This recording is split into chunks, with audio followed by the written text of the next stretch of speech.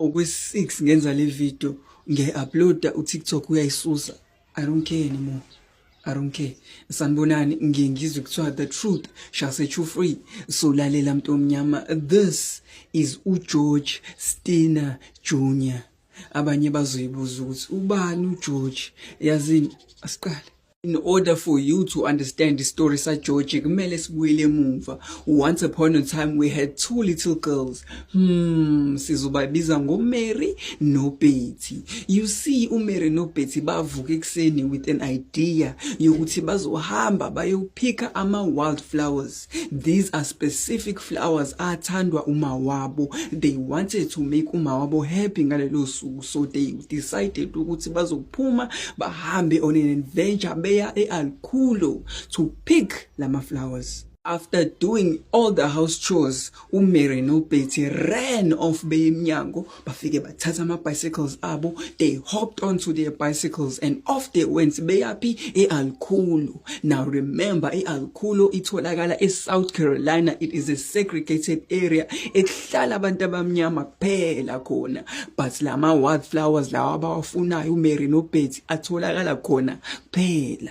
Bahamba until they found a perfect field la khona kukhona lama wildflowers. So they hopped off of ama-bicycles bawabeka phansi and ran to the field to go pick lama wildflowers. They picked and picked and picked, but unfortunately it was not enough because kwagcwala ubasket owodwa, nomunye ubasket awugcwalanga, and they decided ukuthi no, let's not go home, let's continue on this adventure in search of more of lama wildflowers. So they hopped back in my bicycles abo and off they went.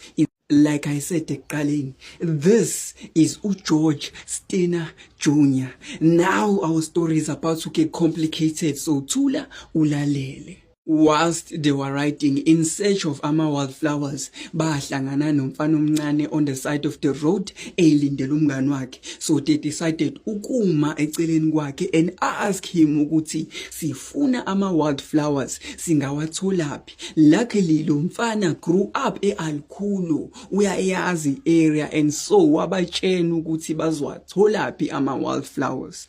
Once they got ama-direction, off they went in search of more wildflowers for umawabo. Unfortunately, uMary noBetty never made it home. They were unalived. Kodwa this story is not about them. The story is about uGeorge Steiner Jr. So, asiqhubeke. A week later, uGeorge was home alone. Uma wakhe nobaba wakhe went to the shop